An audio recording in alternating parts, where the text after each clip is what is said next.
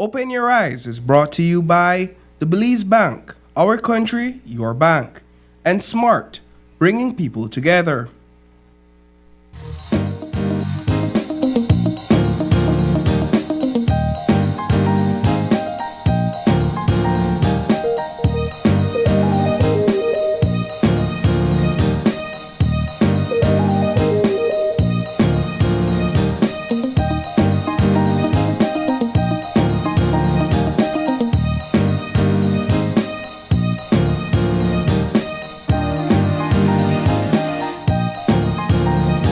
Live from Channel 5 studio in Belize City, it's Open Your Eyes, Start Your Morning Right with your hosts, April Martinez and Desani Caetano.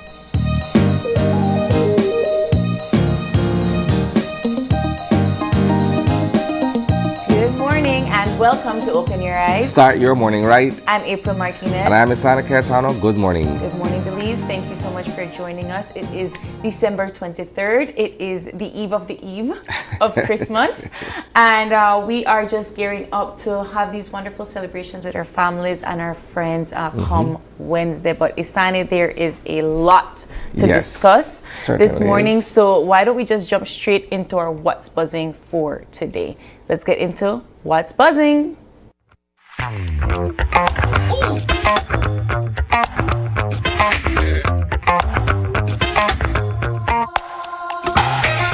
All right, so we have a couple of topics to cover this morning. I want to start here home and then we progress to sort of international news. This particular headline caught me struck me a bit, I guess, because we've been talking about RTAs for the better part of 3 weeks. We've been talking about all of these different accidents. For the better part of the year, actually. For the better part of the year, indeed. And so I saw this particular news item and it kind of made me think about all of the laws that we have been discussing when it comes to traffic accidents, road traffic accidents, transportation, and so forth. And what I'm talking about is this particular news piece where a passenger in a bus had an accident where he, I want to say, fell out of the bus while it was moving, and he was injured.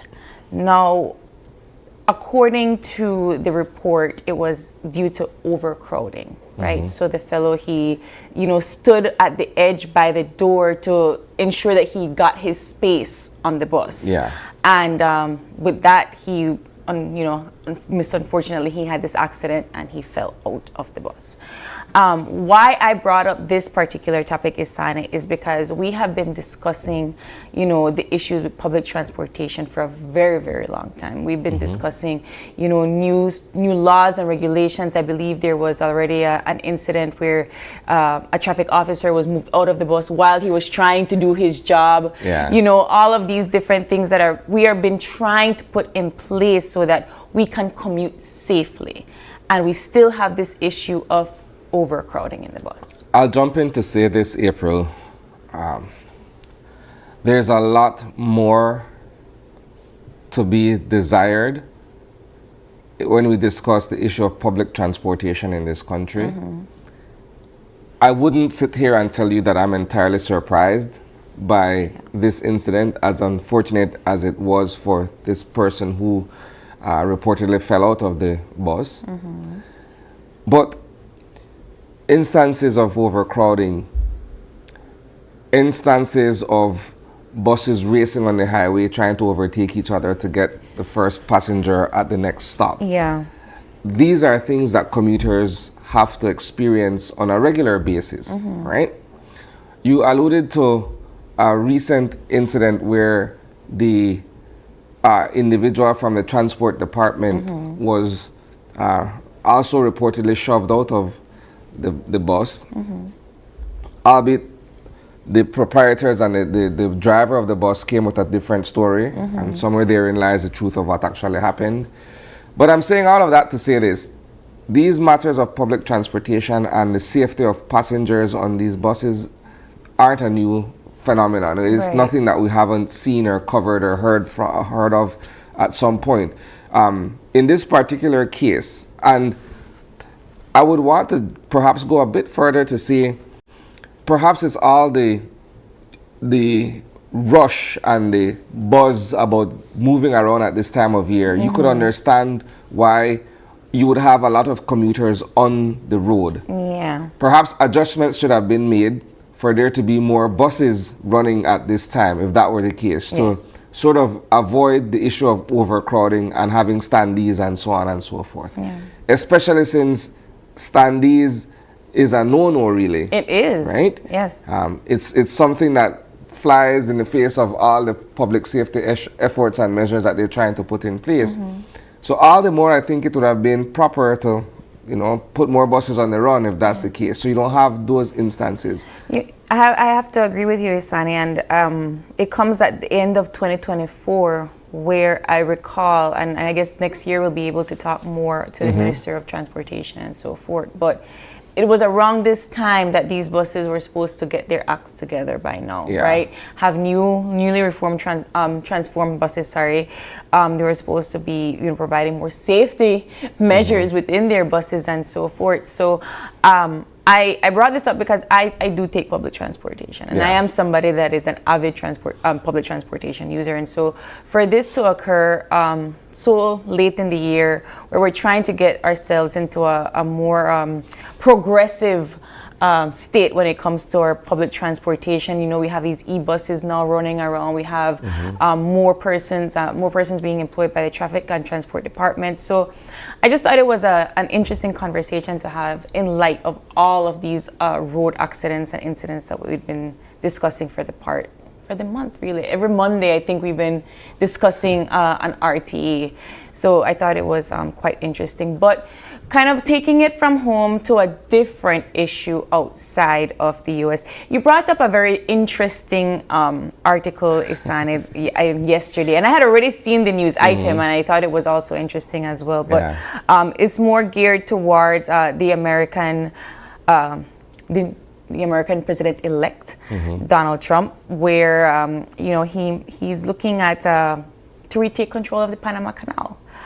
Which wait, before you start, which is quite interesting in the sense that I think it was under President Theodore Roosevelt, where the Panama Canal was first constructed and created this new route of trade and transportation between Central America and North America, right? So now I'm looking at him saying retake control of the Panama Canal.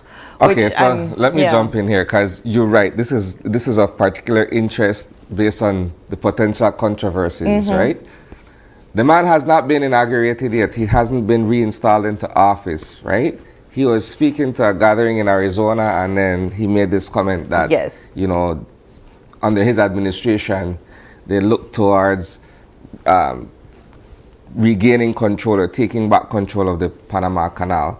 Now, why is this important to anybody else out there who may not know what the Panama Canal is and its purpose? Well, there are very few shipping routes in the world that allow cross-ocean movement, so to speak, right? You have the Suez Canal, you have the Panama Canal. The Panama Canal allows for persons trafficking from the Pacific to the Atlantic, vice versa, right? And so while it was built and overseen by the United States for all those many years before Panama took control of it, Panama is a sovereign state. It is. It's an independent state. Everything is. So how do you come back and say, no, I'll take control of something that belongs to you and your people? Yeah. That's to be the on the face of it, right? Yeah. I feel like I think that when we were having this conversation earlier, we look at the political shifts around the world, and I think that is why he's making this statement. And that's what I'm saying, on the face of it, right? Right. I think at play is this geopolitical situation where China continues to muster support in various parts of the world, including our part, right? Latin America and the Caribbean, right? And it speaks to a broader conversation where we're saying if you look at the China-Taiwan situation, for instance, Indeed. there are countries in our part of the world who have, parted ways in a manner of speaking with Taiwan in favor of China, because China is putting in more money, investing in infrastructure and all of these other systems and institutions in these respective countries, right? And if you look at it, Belize is perhaps one of the few remaining. I think we are probably one of the only ones remaining in Central America, Panama. But yes, so the United States is looking at all of this, right? So it's a geopolitical situation where the United States is saying, look, man, you know what? Because of China's growing influence and gathering the support of, the various nations in this side, we need to look at this whole situation of the Panama Canal. But I don't know, honestly, I don't know if that was a proper way to address it or approach it. I don't know. That remains to be seen. Random. But here's the thing, April.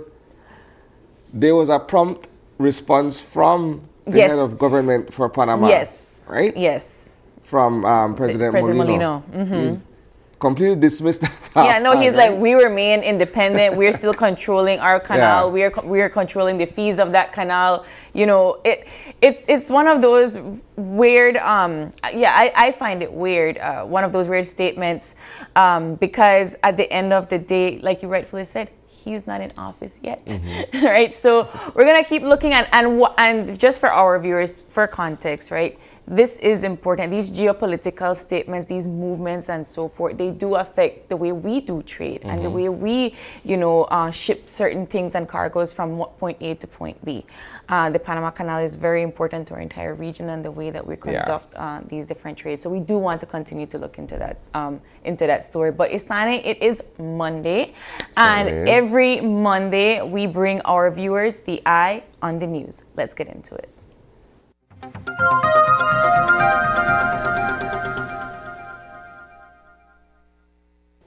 So there are a couple items that I want to discuss in the Eye on the News this morning.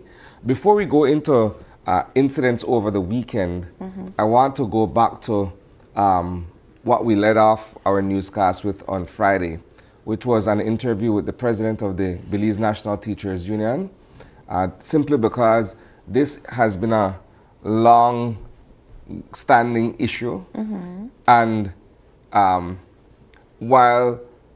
while it has been addressed in part, teachers are still up in arms over not having received their increments and their allowances, right? So on Friday, we spoke with BNTU President Nadia Khalid, because the government of Belize, via the Ministry of Education, had essentially promised that they would have resolved this issue of increments and outstanding allowances by December 20th. Yes. And so December 20th was Friday. So we followed up with her, and she was explaining, look, yes, the government would have deposited the funds. I'm speaking loosely. Deposited the funds. But it's up to the respective school managements to disperse the funds. Now, the dispersal has to follow certain procedures and so on. Wherever the bottleneck is, some teachers or many teachers had not gotten their increments or allowances. And so at this point, what I want to do is to go back to that interview with Nadia Khalid, because I think it's very rich in information that she was sharing, and then we could come back and continue our conversation. So let's go to that interview. I cannot tell you that they have settled it 100%. What I do know is that we met with government on Tuesday for an update, and they said that the teachers would receive their increments and allowances today. What happened is that from yesterday, some teachers were paid, and we learned that a huge group did not receive any increment or any allowances.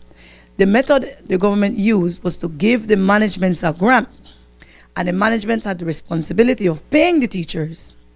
Some of the information we received today from a large number of teachers is that they called the management asking, why is it that I wasn't paid? Like, tell me why. And the managements are saying that the commission should be tasked. The teacher administrative services, they did not approve it. The teachers then took it upon themselves to call TAS. TAS is now telling them, yes, it was approved from July, from January, they can give specific dates. Call back the management, oh, we did not get the increment certificate. So there's a whole series of blame game going on right now. When I think about it, government is trying to pinpoint where the problem is. That's what I'm thinking about. With all the responses I got today from some of our teachers, they're trying to pinpoint where the problem is. If you look at it from a Pontius Pilate kind of perspective, say the money here, pay there. You deal there, you know there, you employ there, you deal it there. So and wash their hands of the situation. But what we're doing from our end, we're holding everybody accountable. I called Minister Fonseca and I said to him, the teachers are not happy because they have not received it. He assured us that he will touch base with the management. And so every name coming in, every information we're getting in, Sister Keisha, we're sending it forward, we're sending it forward, we're sending it forward. But it is showing that the managements don't have the proper mechanism to deal with this. They don't. And for teachers who are owed 2, 3, 4, 5 years, worse. And some of them can show you the communication, the responses from the management over the period of time, all of that. And we have been forwarding these things to the TAS, Chief Gongara, and we are getting back our responses. There is a serious issue with how teachers are being paid, and it needs to be corrected. They promised us that they're going to work on it. Well, they've started already by mapping out the process, trying to remove all the anomalies, so that by the 1st of September 2025, there's a better system in place. The government, have you ever wondered why we celebrate Christmas? What do you paid out. Now you're looking at a different scenario in terms of getting the money to the teachers. What does January 2025 look like in light of what would have been any form of industrial action taken by the BNTU and its membership? For us, that is still on. Teachers are demonstrating, or teachers will demonstrate, if the situation is not fixed. Government, management, whoever is responsible, that demonstration is connected there. They want to register their discontent. It is time and past time. Now, I cannot tell you that we will proceed. I cannot tell you that we will not proceed. Our deadline, the deadline that the membership voted on, is the 31st of December, and we cannot move the goalposts. That's the date we gave the government. They made a move from the 20th. They have until the 31st to correct this. All right, so fairly strong words from the BNTU president there. Indeed. But as we're saying, it's a situation where the government, having made the funds available, has apparently washed its hands of the situation. Yes. And it's now up to the management to figure out how to disperse the monies. And it doesn't seem as if though the management have the capacity or the wherewithal to be able to put a system in place and get the monies out in proper order. Here's where I find that a little bit strange, Asani, because it's not the first time that they're doing increment disbursement. It's not the first time that they've had to deal with a system where they have to ensure that monies are being sent to their teachers. Yeah. So I think the better question is it not like a general overview structure where all managements have to disperse increment funds in this particular way? Now, I know that certain questions arise before increments were dispersed, is how they were going to get it in their pay slip. Was it going to be taxed? Was it going to be something that they wouldn't even see when it comes up in their pay slip? Now, I believe that the Prime Minister in an interview a couple of weeks ago said that it would not have been taxed. Their increments would be given to them and so forth. From my own personal, knowledge with this particular incident, I know that some teachers that have received their increments separately from their pay slip, and it does not show in their pay slip. So perhaps they have to go into their ATM account or their online accounts to see whether or not they have gotten that increment separately from their pay slip. Now, I'm not sure how is that working out for all teachers and so forth, but I do believe that in the president's comments, she also said that they're giving them till the 31st of December to disperse all increments across the country. Well, we'll continue to follow the developments where that issue is concerned. Over the weekend now, there were two major developments, right? First of all, on Saturday, there was the $1 million jackpot. You and I were not in that mix. We're not jackpot winners. That was drawn, right? And so, going into the weekend, we also spoke with Belizeans, a few Belizeans. It's not a scientific poll or anything of the sort, but we tried to get the pulse of the people in terms of those who are either interested in purchasing tickets, have purchased tickets, or are straight up doing something else with their money and their time. Nonetheless, the numbers drew 3, 4, 4, 6, and there are 14 winners. So to them, congratulations.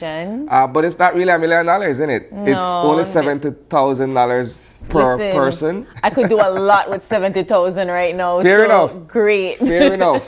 Fair enough. But here is the thing, April. Because it was touted as $1 million draw, people perhaps thought that they would have walked away with at least $750,000. But that's not how it works. I was surprised at 14 people. That's what I was surprised at. Because you're only dealing with a 4-digit series. Yeah. So I was surprised at that. If you look at the US Powerball and those other games of chance, bigger number you have to come up with, right? Yeah. That means the probabilities and what have you are less. Exactly. Yeah. But yes, so 14 winners. The department, if I could describe it as such, responsible for gaming, the gaming commission or what have you, has already issued a statement for these winners to come forward and collect their monies. Going back to what we did on Friday, we spoke with a couple people. Some people said, you know what, it's a mixed bag for several reasons, right? I'm not interested in purchasing a ticket, or I've purchased 5 tickets, or, you know, I'm using the age and the, you know, how the mathematics of it goes, right? I dreamt a number. Yes. And that was the sort of tempo going into Saturday. Of course, Saturday, with all of its activities, with the GST free weekend, people were out and about, and when the numbers drew, that was also the talk of the town, so to speak. So I was a little bit not confused, but surprised that they announced it so early during the course of the day. Well, it was scheduled for 10 a.m. Yeah. And so, sure enough, at 10 a.m., I kept seeing so many different people say 7 persons won, 10 persons won, and when they find out the total was 14, I said to myself, well, that's going to be a very interesting way of splitting the $1 million. But honestly, 70,000, not bad for a pre-early Christmas gift. And if you've spent $5, then you spend $5 and you get 70,000 back. I feel like that's a win-win. Did you buy a ticket? No. I'm not so much a person that gambles in that. Yeah, I didn't buy either, but I know some family and friends did. Yeah. And they did it exactly based on what you said. I dream a number, somebody's birthday, somebody passed this year, somebody completed X amount of birthday this year. So kudos, congrats guys. You know, be sure to remember all of your friends that helped you along the way. You won't be left with much after that. Okay, so moving on to the final Eye on the News conversation. It has to do with an incident over the weekend as well. Yes. Where over $500,000 in damages to several vehicles that were set on fire over the weekend has been reported. And this happened in front of the residence of Bob Hochandani, Belize City businessman, where 3 late model vehicles were set on fire. You have a 10-second clip here where, from what is being reported, these individuals came by boat. They docked in front of the residence, came out with this accelerant, whatever fuel or whatever they're using there, and set the vehicles on fire, right? Now, I'm glad that we paused it at this particular frame, because the face of the culprit is clear to be seen, right? So this gives the Belize Police Department and those investigating this thing a clear lead as to where they need to begin from, right? Now, I don't know what the motive is. Perhaps that's yet to be determined. It's just the brazenness with which this individual particularly approaches the vehicle spills the canister's contents onto the vehicle and lights it, and almost sets himself on fire in the process. I was wondering if he got himself injured too. It just almost sets himself on fire in the process. Look at that. See? Yeah. Yeah. And so they reportedly fled the scene the way they came, by boat, heading off to sea. Right? Wow. But like I said, we have a clear indication in this case who is one of those persons responsible for torching the vehicles. So the vehicles were insured, right? So there should be damages to recover from that. But it's an interesting thing. Yes. When you look at the report that has been put out there, Mr. Hachandane was just returning to his, or had just returned to his home after a night out or what have you, and went upstairs naturally. Few moments later, the vehicles are torched, right? And so I'm certain that this will be investigated thoroughly. The police department has its hands full with this. Well, like I said, they already have a lead. They know where to begin from, right? And so it'll be interesting to see what, if any, arrests are made going forward. All right. But yes, we'll leave that there. Details of these stories and more you'll be able to catch at 6 p.m. In our evening newscast, live on 5, or you can catch us on Facebook or YouTube. That does it for this morning's Eye on the News.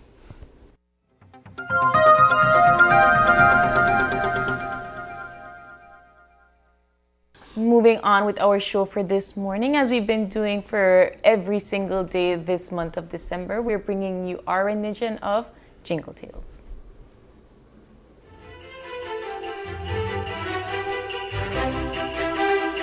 Hello, my name is Jamia Lodge, and today I will be reading The Three Princes by Burley Dorothy and Kose Kawa. A long time ago and far, far away, there were three princes. They were so alike that only their mother could tell them apart. When she died, it seemed that no one would ever know who was who, especially as each of the princes loved to pretend he was one of the others.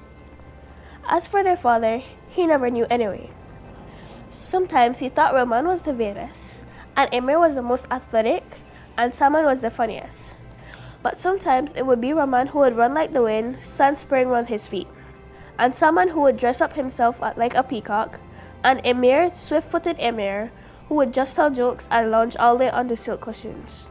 To make things easier for himself, the Sultan just called each of them my son.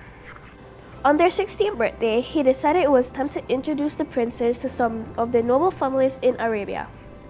He would look foolish as if he didn't know their names. He called them to his high chamber and asked them to tell him truthfully which one was which. "Make sure you tell me the truth, my sons," he said, "because one day it'll be very important." They solemnly told him. "I'm Rahman," said Rahman. His father slipped a ruby ring onto his finger. It glowed like the juice of a pomegranate. "I'm Saman," said Saman, and he was given a sapphire ring that flashed like the colors of the sea.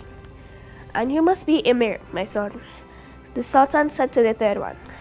"I brought you an emerald ring, green as the grass that flows through the desert rains. Now people will always know which of you is which. Go out into the world and find yourselves a beautiful princess to marry." And so it was that the three princes arrived at the gorgeous palace of the Sultan of Byzantium. He had a beautiful daughter called Halima, who had skin as soft as peaches, the hair the color of a blackbird's wings, and eyes like drops of honey. They all fell in love with her at first sight, just like that, like magic. The three princes stayed at the Sultan's palace for a whole month, and Princess Halima raced with them on the Sultan's famous black horses, visited bazaars with them grumbling on camels, and danced with them in the marbled halls of her father's palace. At this time, she never quite knew who was who, because they were always swapping rings, just to tease her. Rahman loves sweets the best, she thought, and Emir is always falling off his camel. And Saman has the nicest smile. But as soon as she told them that she knew for sure which was which, they swapped rings again, and Rahman would only eat apricots, and Emir would ride his camel as skillfully as a circus entertainer, and Saman would scowl as if he had a mouthful of lemon juice. But one day, Princess Halima fell in love with one of them. It happened on her birthday. On that day, she wore a new gown that was the color of mulberries. She'd never looked more beautiful. One by one, the princess lost their hearts to her. Raman met her by the fountain, and they both got showered with water and ran away from each other, shrieking with laughter. Salman took her out to see the stars, and they both lay on their backs and looked up at the enormous sky and the stars like petals falling. And Emir shared an orange with her, and while he told her a story about a city built into a rock that was the color of roses. Her eyes were round with wonder as he told it. He was so enchanted by her beauty that he fell in love with her. And there and then, she fell in love with him. That day, the day of her birthday, the Sultan called Princess Halima to his throne room. He told her that he decided that it was time for her to marry and that he was sending courtiers far and wide to find a suitable husband for her. But you don't have to look far, father, she said. I know who I want to marry. I'm already in love. Well, that makes things easier, her father agreed. What's his name? The princess looked puzzled. Well, it's Emir, I think. Or it might be Salman. Or it might be Raman. The father sent for the princes. All three went down to their knees. My daughter wishes to marry one of you, he said. Yes, we'd like to marry your daughter, they all said. Which one did you say you loved? The Sultan asked Princess Halima. I'm not sure, she said. I thought I knew. Well, you can't marry all three of them, that's for sure. Her father was getting impatient. Perhaps they could do some tricks for her, the Grand Vizier said helpfully. Princess Halima looked at Raman. He did a few wonderful somersaults across the floor that made everyone gasp and clap with joy. But then she looked at Salman, and he played his flute so beautifully that a snake uncoiled from a basket and swayed like a dreamy dancer. And again, everyone clapped and gasped. Emir juggled 2, 4, 8, no, 16 oranges. Wonderful, everyone said. It was no good. She couldn't tell one from the other anymore. Her father sighed. I like you all, he said. I'd be quite happy for any of you to be my son-in-law, but only one of you can marry my daughter. May I take another suggestion? The Grand Vizier said, and he mumbled into the Sultan's ear while the princess smiled at the princes and they smiled back at her. At least the Sultan spoke. I'm going to send all of the three of you away.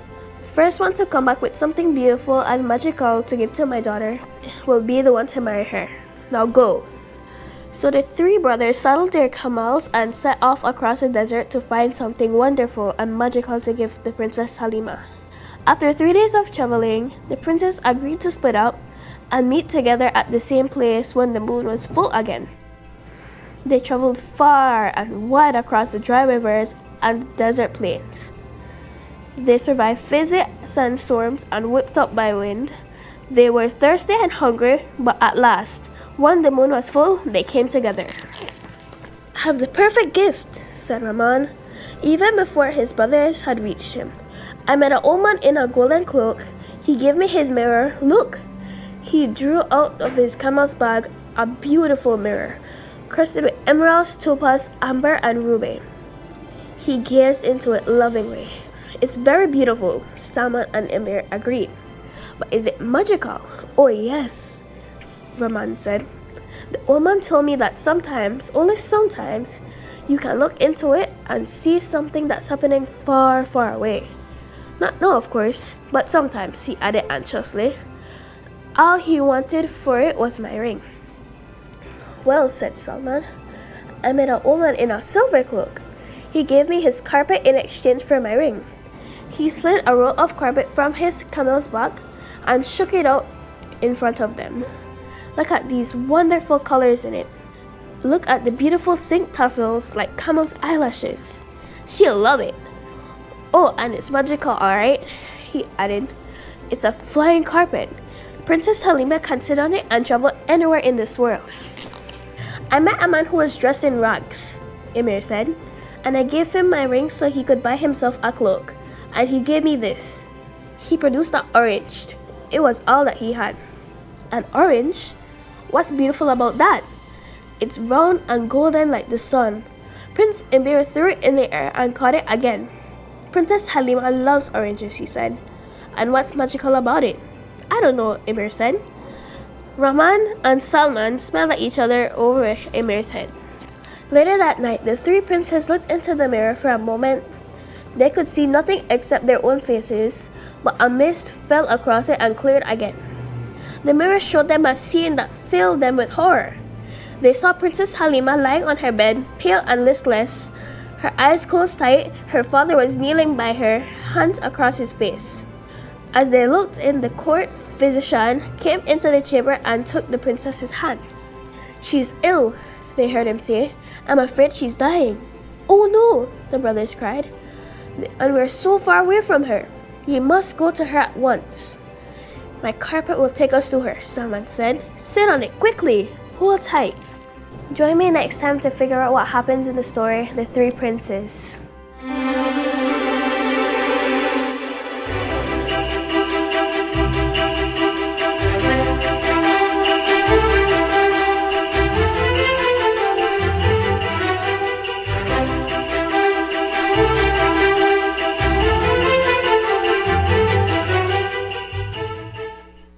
All right, we want to say a big thank you to Collins Publishing and the Book Center for bringing us this morning's Jingle Tales. Moving into our weather update for this morning, brought to you by the folks at the National Meteorological Service.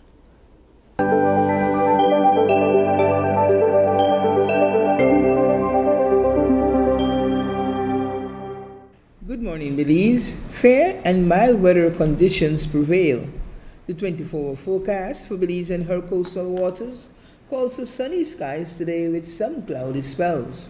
And high temperatures today are expected to reach 79 degrees Fahrenheit along the coast to 76 inland and 65 in the higher elevations. Tonight, skies will be partly cloudy with low temperatures of 72 along the coast to 64 inland and 57 in the higher elevations. Light showers or light rain can be expected to develop mainly offshore and along central coast this morning. Elsewhere, little to no rainfall is expected. The winds will blow from the northwest at 5 to 15 knots and the sea state will be light sharp. A low tide will occur at 10:26 this morning, followed by a high at 4:21 in the evening. Another low will occur at 11:30 tonight and a high at 5:04 tomorrow morning. The sun will rise at 19 minutes past 6 and set at 5:24. The moon set at 1/4 midday and rise at 12:53 tomorrow morning. The outlook for Tuesday and Tuesday night is for fair and mild conditions to prevail with little to no rainfall. In the sargassum forecast, impacts, if any, from sargassum will continue to be minimal as observations show little to no sargassum over area. And that's your morning forecast that was prepared here at the National Meteorological Service.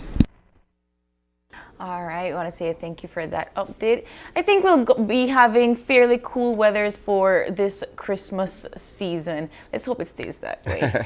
But jumping into our show lineup for this morning, our first conversation is going to be with Father Jeremy Zippel, and he is going to be in to discuss with us the true meaning of the season. Our second conversation this morning, we will be joined by Brighton Codd. He's no stranger to us here at Channel 5. No, not at all. And he will be here to discuss the Conference of the Parties 29, COP29, and why it is important for countries like Belize to participate in the COP series. Wonderful. And in our third and final conversation, we'll be joined by the National Youth Director of Belize Project, who will be talking to us about the Hope Gala Fundraiser. But before we get into all of that and more, we do got to take a quick break. And when we come back, it's going to be a discussion on the true meaning of Christmas. Don't go away. We'll be right back.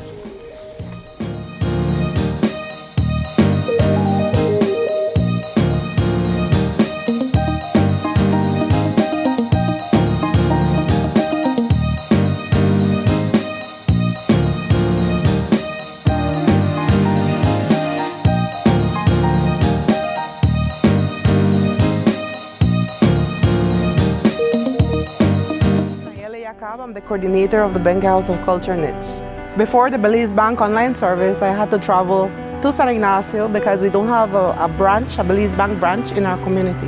Now with the service, I can conduct my transactions at the office, at the comfort of my home, just anywhere in the world. It has made my life much easier. I would recommend the Belize Bank digital services to everyone and anyone. It gives you back your time, it's highly reliable, it's available 24/7, and it just makes your life easier.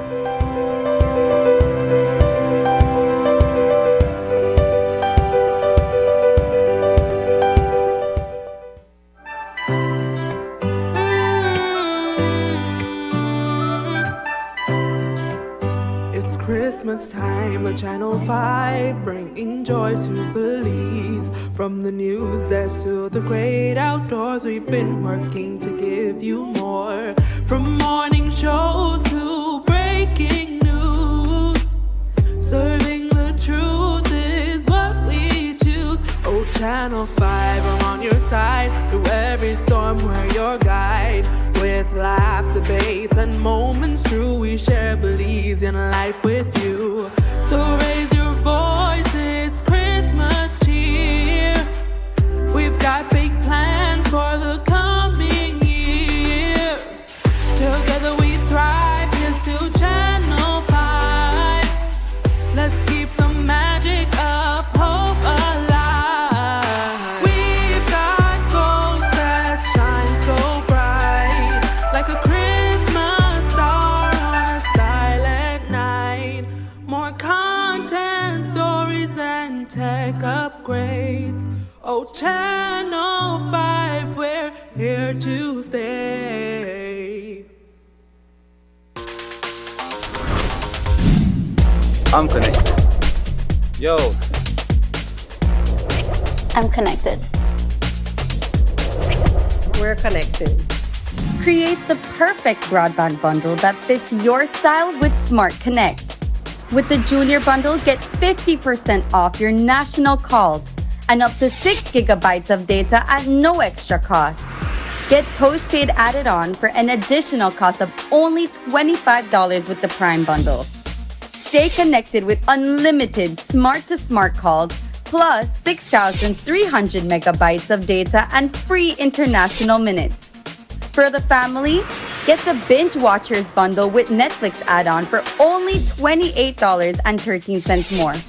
This bundle gives you 4 profiles with unlimited streaming on multiple devices. Visit a showroom near you to sign up and personalize your own bundle combination with Smart Connect. Smart, bringing people together. Technology is ubiquitous, and it's transforming how, when, and where we work. Full-Tech Systems is placing award-winning devices in the hands of information workers, allowing them to work without compromise in a world without wires, to innovate, create, and to maximize productivity anytime, anywhere, satisfying the needs of the desk-centric remote and field worker and every other worker in between. We are providing the industry's best devices to businesses going through the process of digital transformation. Partner with us today to provide the solutions that will allow your employees to work effectively and efficiently to enhance your customers' experience.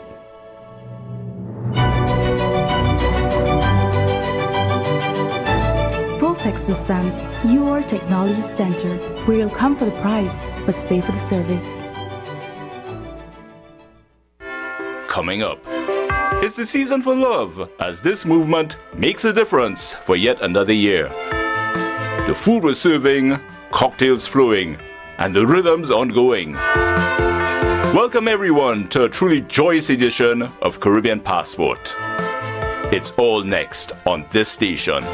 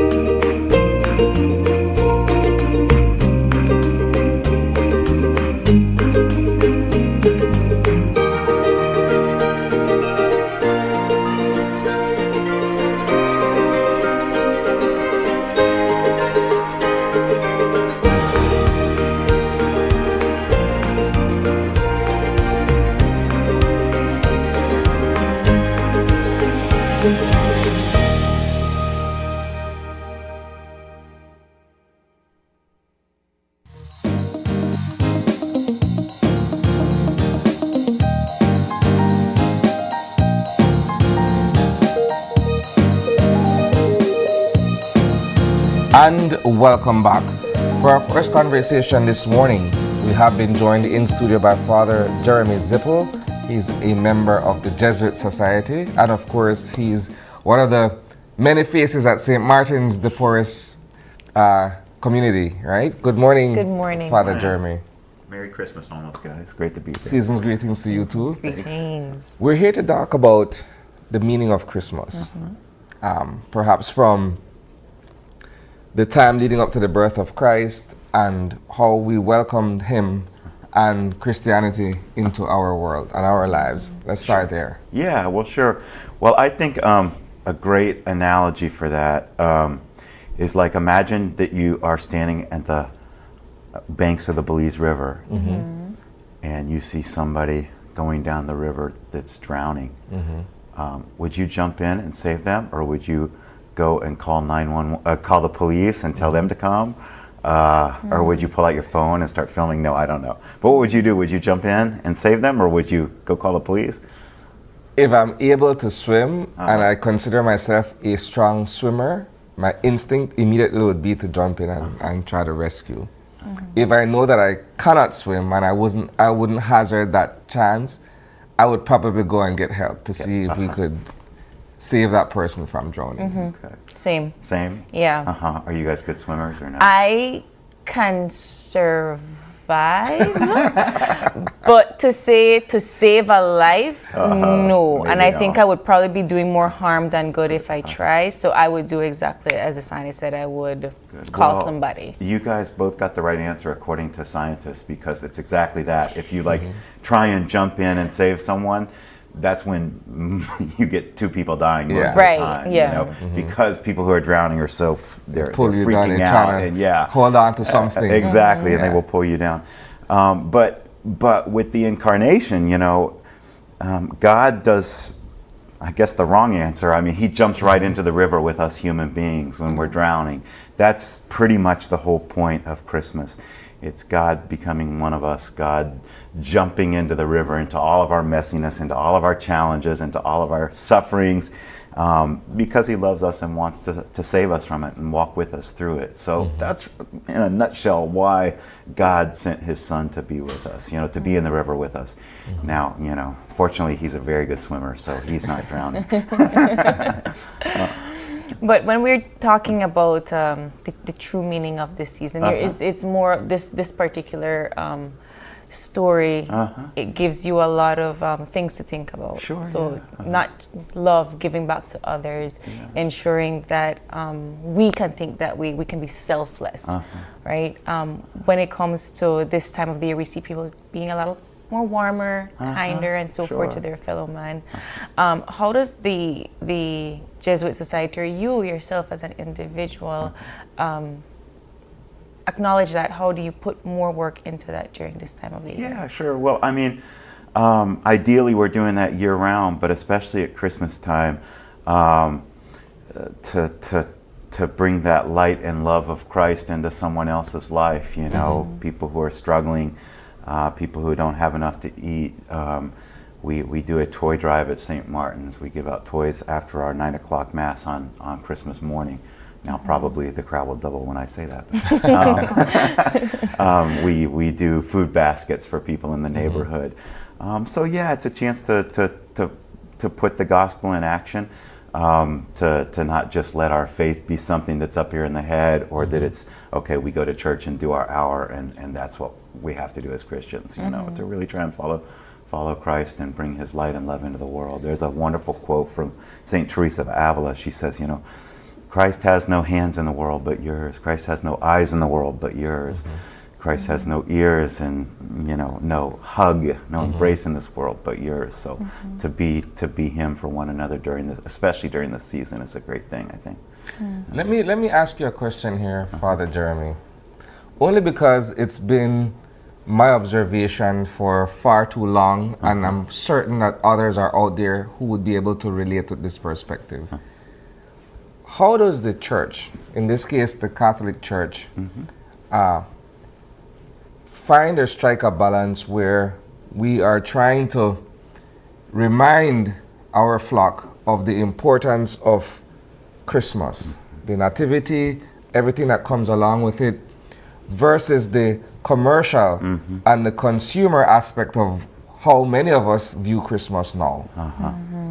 Well, you know, I was in Publix on Saturday getting my tax-free shopping done, and I took a picture because it's so crowded. I mean, like, it's packed. You know, everybody out there shopping, getting their stuff. I took a picture. I put it on my Instagram. I said, "Cruffy, like tax-free thing," and then one of my students was like, "Father, you're there too," and I was like, "Okay, yeah, good point. Well, I'm the most Cruffy of all the Cruffy, the white Cruffy."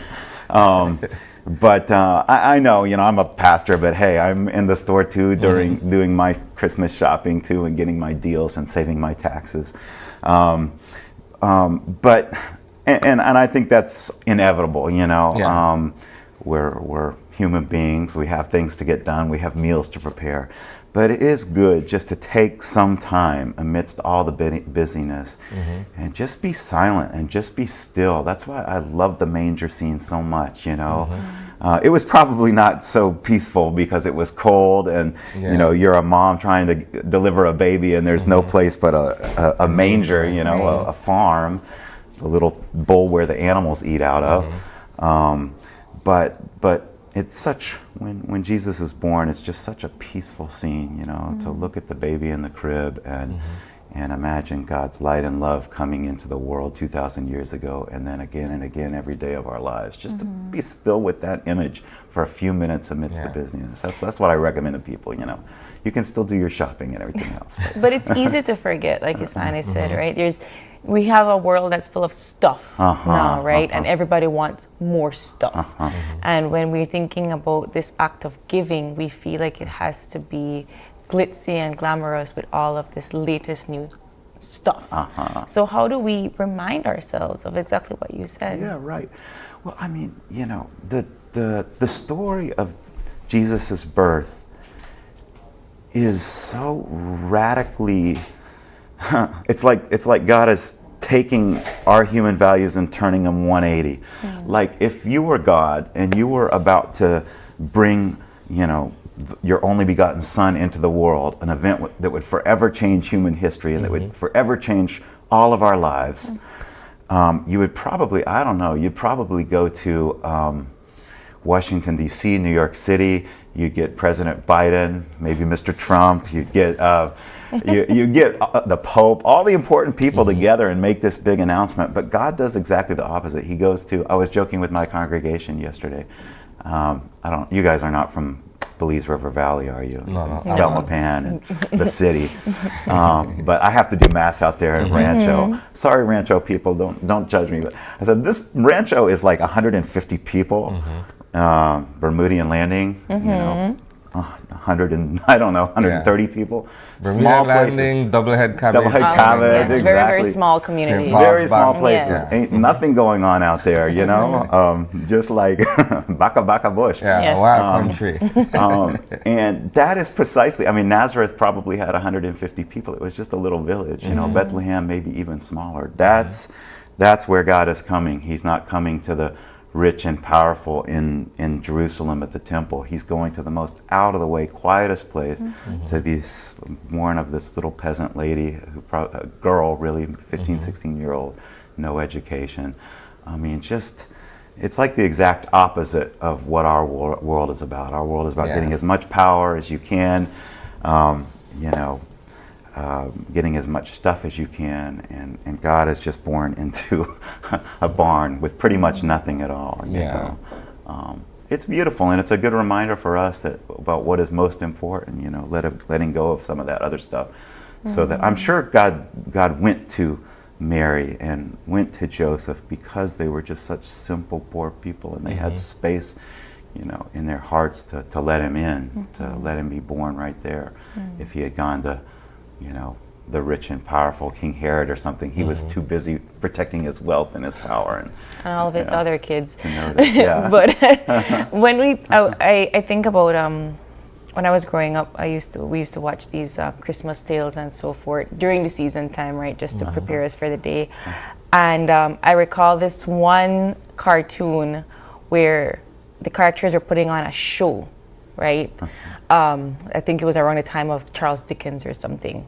And they're trying to teach London people how to love and to be selfless. And what better way to do it than this grand spectacle, right, of a theater and showcasing and all these lights and so forth. And they ended up getting into some trouble and they ended up in jail next to a prisoner in the cellar. And he's like, you want to teach London how to love with electric lights?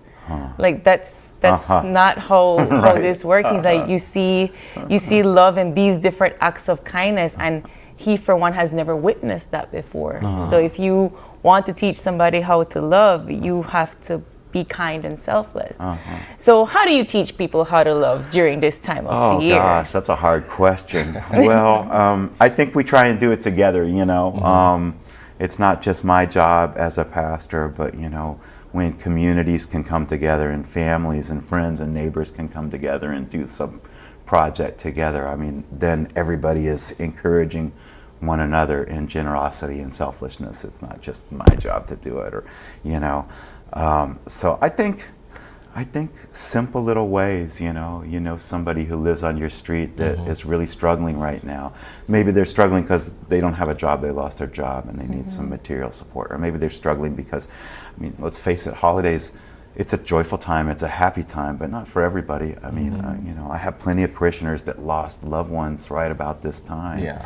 And for them, Christmas is a time of sadness, thinking about all the memories and just, you know, starting to feel the blue Christmas, you know, as opposed to the joyful Christmas. So maybe, you know, somebody like that who just needs a phone call or a text or a visit, a smile from you, you know. So just those little ways that we can do it together. You're very much part of our community in St. Martin's, and you would know and appreciate that we are a very close-knit community. Those of us who attend church at St. Martin's and those of us who are from the neighborhood. In your years of being at St. Martin's, how have you seen perhaps the tradition change or take form, or have you managed to see new faces come to church and stay as part of our church community? Yeah, I would say like the pandemic was a big thing, you know. The pandemic changed things. We're still digging out of the pandemic maybe. Everybody got used to watching Mass on the live stream, and it took quite a while for people to start coming back. But I see it happening now. You know, yesterday morning I was joking with the congregation at the 9 a.m. Mass. I was like, we have a full church this morning, and you guys have to come back in 2 days to go again for Christmas. So congratulations on being here. It's nice even, you know, on the fourth Sunday of Advent, 2 days before Christmas, to see a full church. So I do think post-pandemic things are coming back. You always have people that just sort of show up. I remember meeting a young man not so long ago, and he said he was just walking by the church, and he liked the music, and he wanted to know what was going on there. He's not even Catholic, so he stopped in and started coming. So yeah, new faces showing up too. But I think there's also, I mean, the wonderful thing about Martin's is, like you say, it is such a anchor in the community. Over there on the south side, and there's also some people that have been there forever, and their parents and their grandparents have been there forever. I'm second generation. My dad is a fixture at St. Martin's, right? I want to kind of digress and segue into something else quickly. Sure. What are your personal traditions come Christmas time? Are there certain practices that are dear to you based on perhaps what your parents taught you, or certain practices that you picked up along the way through your mission through the church? Good question. Now that I live in Belize, rum popo is a big tradition. There you go. That's the true meaning of Christmas. Rum popo. No. Yeah, I don't know. When I grew up in the States, it was a little bit different because, as I was telling you guys before the segment started, we would go to church early, like 4 or 5 o'clock, and then we'd all go to bed because Santa Claus, you know, by 6 a.m. in the morning, the kids had to get up. But I like Belize better, and other parts in Latin America where you stay up all night, just partying, you know, just maybe taking a beer or two, having a lot of food to eat. I love that. And as a matter of fact, I'll do the midnight mass at St. Martin's this you know, Christmas Eve. It's actually at 10 o'clock. We're pulling it a little earlier for some of the old folks.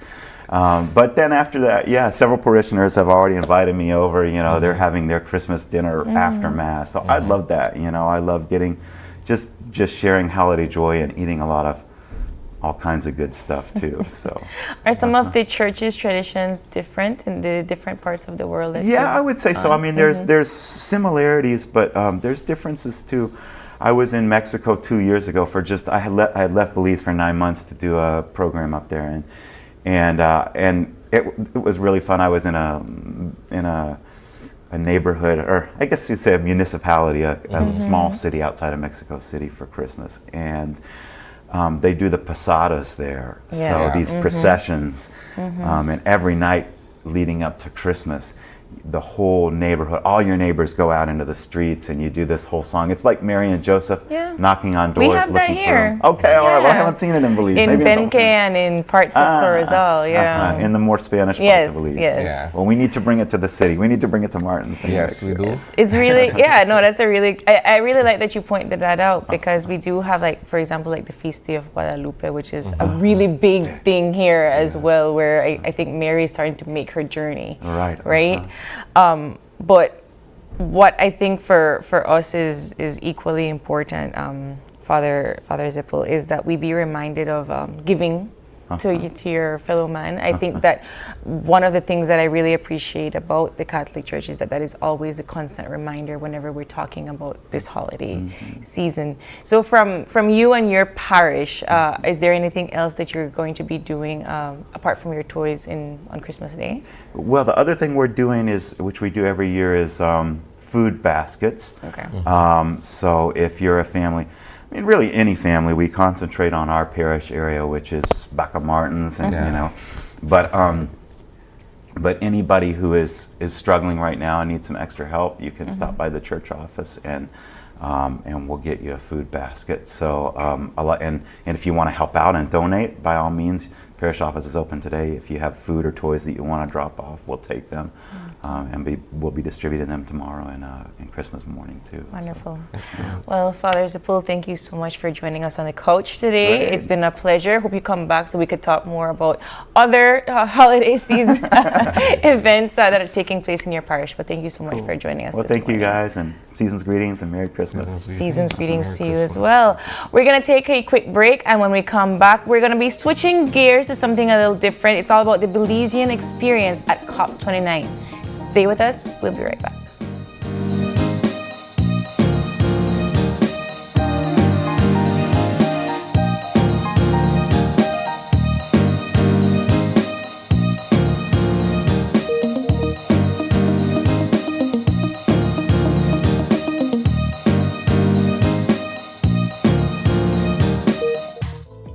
The joy of crystal clear picture and sound from Iowa, the brand that offers you affordability and exceptional quality. Iowa has a wide range of exceptional products to choose from, such as TVs, speakers, headphones, home appliances, and much more at affordable prices that won't break the bank. Enhance your audio-visual entertainment experience with Iowa, and for your convenience, parts are readily available in country for hassle-free maintenance.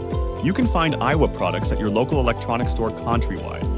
Choose Iowa, the best in home entertainment and household appliances.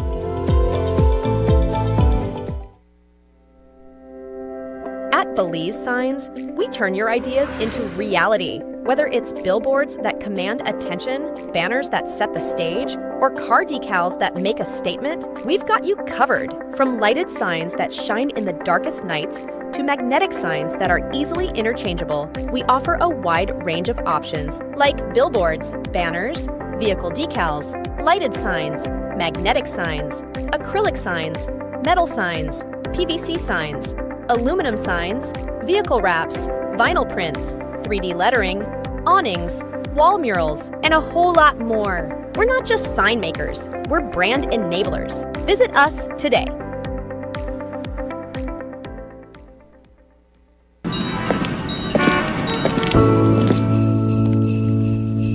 La la la la la la. Ooh, la la la la la la la.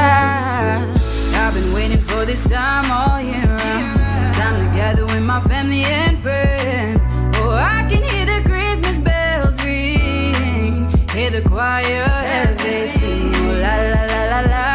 Christmas. Yeah, it's a Belizean Christmas. Oh la la la la la, it's Christmas. Yeah, it's a Belizean Christmas. So tell me, do you feel it in the air? Time to spread the Christmas cheer. Singing Christmas time is here. It's my favorite time of year. Hey, yeah. Hi, hello. Bring your own papa and come over. We got ham and turkey for the neighbor. Smell the fresh new paint and new sofa. Let's spread the joy together. So tell me, do you feel it in the air? Time to spread the Christmas cheer. Singing Christmas time is here. It's my favorite time of year. La la la la la, it's Christmas. Yeah, it's a Belizean Christmas. Oh la la la la la, it's Christmas.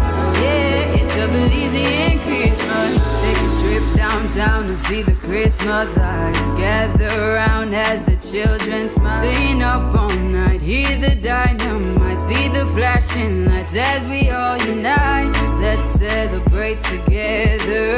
The children are filled with laughter, spreading love and cheer with my friends and family. Oh, it's a merry, merry Christmas.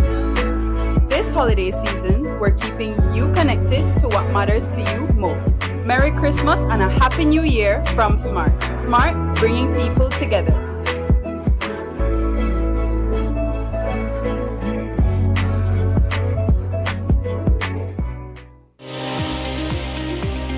What I would like to say to our Caribbean basin, we are living in times where we face challenges that come our way we have not prepared for. Sometimes we are not aware these challenges will appear, but they are here. What is important is all of us working together. From the family, there must be that support network. Be viewing Caribbean Medical TV on this station.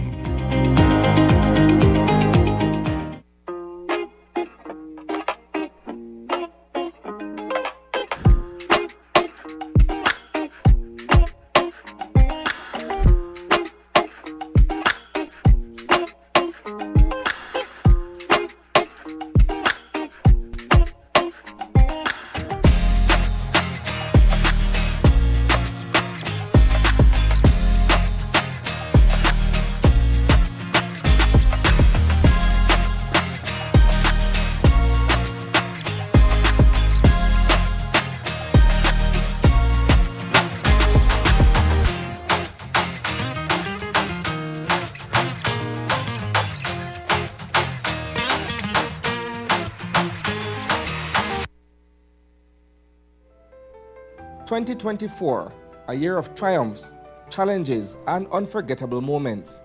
Join us as we take you on a journey through the stories that shaped Belize. From challenges and tragedy to heartwarming human stories, this year had it all. Don't miss our special end-of-year review, where we bring you the best of 2024. We lived the moments that made us cheer, the stories that changed our lives, and the acts of kindness that restored our faith in humanity. Join us for an unforgettable evening as we celebrate the highs, reflect on the lows, and look forward to a brighter future. Tune in to News 5 for our 2024 year in review. See you on New Year's Eve.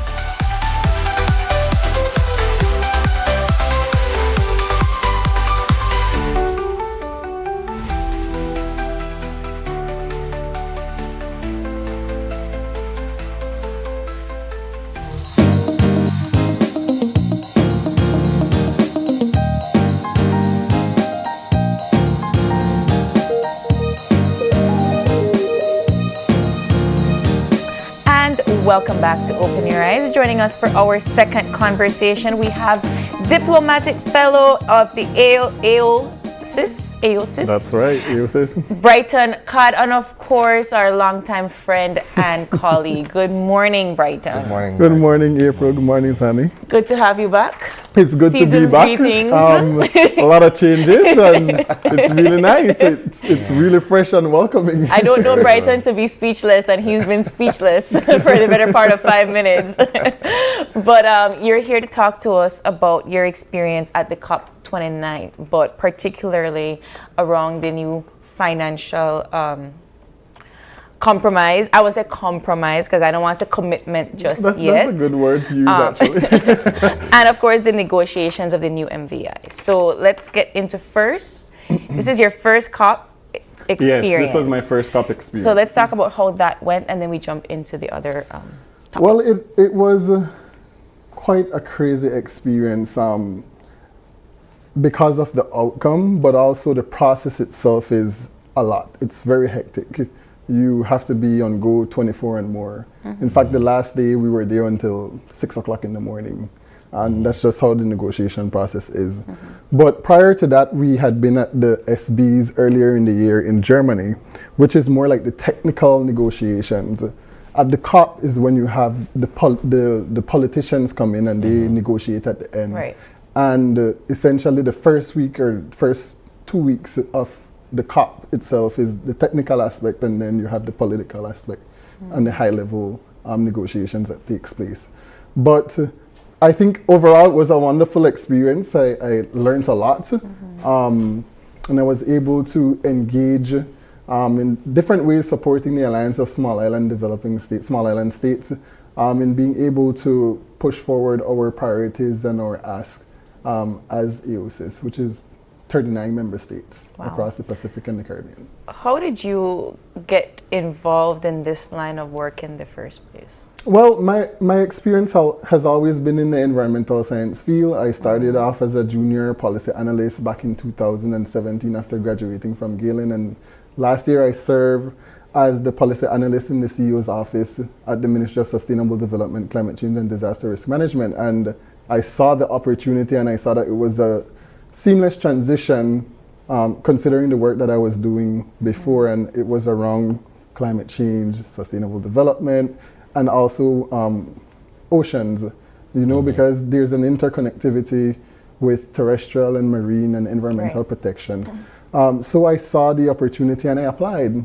I was the last person, I was one of 10 fellows to be accepted to the program, but I was the last person to be contacted 2 weeks after everyone else was contacted. So I was. So you were already like, I'm not going. I thought I wouldn't have gotten the AOSIS fellowship, and when I got it, I said, "Man, I'm gonna be next to a very high caliber of young professionals," and indeed that was the case. And so every day was a challenge for us to think beyond what we're normally used to.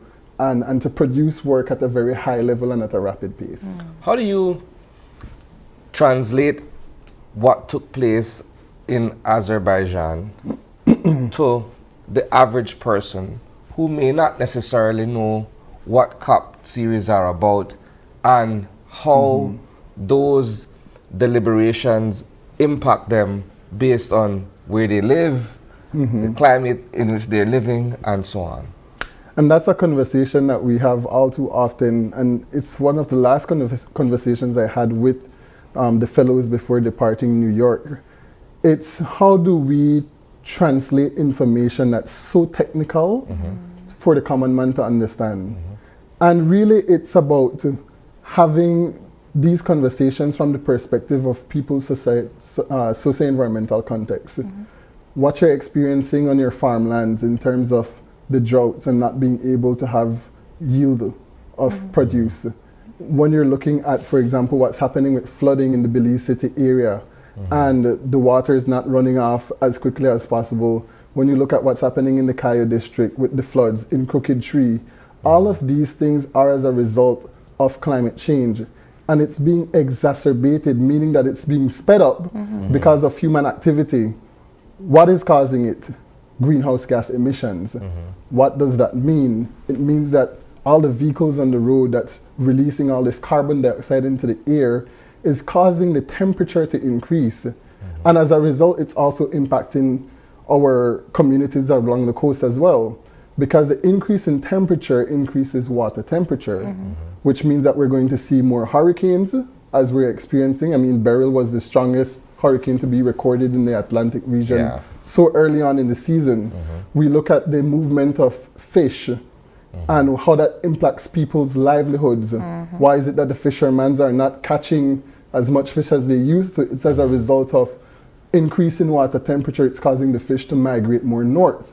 And so all of these things, we have to explain it from the perspective where people could understand how it's directly impacting their lives and their livelihoods. But let me ask you this, Brighton, you're a young person. You understand the technical language. You understand the layman's problems and so forth. Based on your experience and the way that these decisions are being made, do people really care? And I know it sounds bitter when I ask that, but girl, COP29, 29 meetings where we have not seen a push. You know, I look at this picture that's on the screen, and there's our esteemed ambassador, Ambassador Fuller. He has been to every single COP since the beginning. And I had a conversation with Ambassador, and I said, Ambassador, how do you do this? It's very a process that's not yielding results and outcomes that we need to be able to address the issues that we're facing. And I think at my first COP, I was so tired of the process already because it's like we're negotiating and we're not going anywhere. When we do get somewhere as technical experts, the politicians, they come in and they just do whatever they want. And oftentimes, developing countries get the shorter end of the stick. I think you have to remain very urgent in recognizing what the purpose is that you're going to the COP for. Because if you lose sight of that, then you lose sight of what you'd want to achieve going to the COPs. And I think I've said it publicly that the process is very frustrating because a lot of the things that we end up going through is just procedural. It's no substance. As it relates to the NCQG, which is the new collective quantified goal on finance, these negotiations for this particular outcome started 3 years ago. And over the span of 3 years, we were still not able to get it right. In the sense that countries have signed on to this Paris Agreement. And in the Paris Agreement, it speaks specifically to the special needs and circumstances of small island developing states and LDCs. But yet, in the text that was presented and adopted, our special needs and circumstances were not highlighted and were reflected. And as a result, that will not be operationalized. And so, when we go to these events, we have to ensure that we are sticking to what our priorities are, what our red lines are, and we're pushing for it to the very end. And we also need our politicians to be on par as well. Because at the very end is when we see the drastic changes happening. I sat down the very last day of negotiations at the closing plenary, and I saw the entire process with the NCQG, considering that we have been to all the negotiations throughout the year, the ad hoc work program. We've been to the SBs, been taken away by ministers on the stage, and then the result that we got was a disappointment for small island developing states and developing countries in general. Why? There is no way that a $300 billion goal for climate finance can help developing countries address the issues that we're facing with climate change. And I'm glad that you've raised that point, because that's exactly where I want to go next. So, from our vantage point, a great deal of the conversation surrounds climate financing and being able to put certain processes and systems in place to allow for that. But oftentimes there's a target, and some would say it's either ambitious or lofty, it's unattainable and what have you. And at the end result of the process, this entire COP meeting, wherever in the world it's held, you're woefully short of that target. And you end up with pledges that people, in this case, countries, don't necessarily live up to their word. Right. And quite frankly, the OECD, which is the Organization of Economic Cooperation and Development, they actually said that developed countries materially surpassed the $100 billion goal, which was the previous goal. Now we're at $300 billion. The $100 billion goal was barely met. In fact, small island developing states would push back against the OECD's perspective and said that it was not met because they were conflating climate finance with development finance. Now, when we look at what you're asking in particular, Isani, the issue now with this new text is that they have opened up a Pandora's box in that they are now calling on all actors to contribute to this goal. So that includes private sector, that includes different sources of financing. It also speaks to South-South cooperation. It also speaks to developing countries that are more wealthy to be able to contribute to this goal. That is unfair. Yeah. That is a disappointment. And that was also expressed after the gavel went down at the COP by Nigeria and by India. They had expressed their disappointment, and also AOSIS also expressed our disappointment. But it's a disappointment because we went from a provisional and mobilization goal, which the Paris Agreement constitutes, that says developed countries should mobilize and provide financing for developing countries. And now we're looking at a global investment goal. Private sector has no obligation to the Paris Agreement. Yeah. They don't. Private sector does not invest in what they don't make profits from. And so private sector will not invest in things that small island developing states need, particularly referring to adaptation. Adaptation is a huge problem for us, but we receive minimal funding and financing for adaptation. Well, here's what's ironic, and I'll use China as the example here. China is one of the biggest emitters, right? If you want to describe it as such. But China's interest in a particular country is not to mitigate the effects of climate change and provide the finances that would allow for that. China's interest is in having this sort of global dominion and economic dominion. Yeah. You know how that goes, right? So their interest is not necessarily that of the small people in the small islands or what have you. They're thinking, okay, we'll build roads, we'll do everything so that we have them in our pockets, so to speak. It's never about let's mobilize the kind of finances that they need to address their climate situation. Some would argue it's the same for the United States. If it's not a vested interest, they don't move. Right? So how do you look at that in the context of these major countries, major continents, and what have you? Well, I think it also speaks to just the geopolitical atmosphere that we see presently ongoing. Quite frankly, climate change is not a priority on the top of the list for these countries. And we see the investment and the mobilization of funding for war. And we see that they have mobilized by far much more than has been pledged or being committed to for this particular finance goal in less than 6 months for war. And so when we take that into consideration, we know where the priorities of countries are. And until we can see those geopolitical tensions around war start to subside a bit, then we're going to see the ramping up of climate change talks as a priority again. And quite frankly, it's unfortunate. It's unfortunate because most of the developed countries see climate change as a slow onset event. It's not impacting them. They're not at the front lines.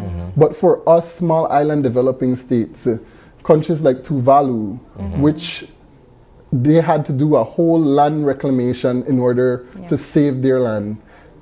We are at the front lines, and so we feel the impact of the climate change more directly. And so when we're presenting this to these countries, it's in a way that we're sharing our stories, but we're also sharing the science. The small island developing states are always the negotiating bloc that brings the science to the forefront to highlight exactly what will happen in a couple of years. But quite frankly, I mean, big countries do what big countries want to do. So and that's across different multilaterals. This will be my final question, right? And I wouldn't sit here and discount any of what you've just said.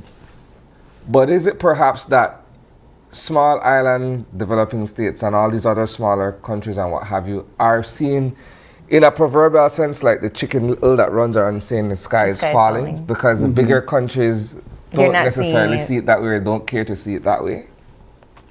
I mean, the truth of the matter is we have to continue to advocate for our cause, and we have to continue to advocate for our people, because at the end of the day, it's lives and livelihoods that are being lost. So we have to continue going back to these spaces and say, well, this is what is happening. The sky is falling, but we're feeling the impacts. And we have to be able to continue to use the multilateral process because that's where our voices can be heard. We are not a part of the G20, all right? We're not a part of the G7. And we have to be able to use the space that we have access to be able to put our priorities and our assets at the forefront. But how can we do that if it comes back to political will and there is no autonomy and accountability when it comes to the Paris Agreement? I think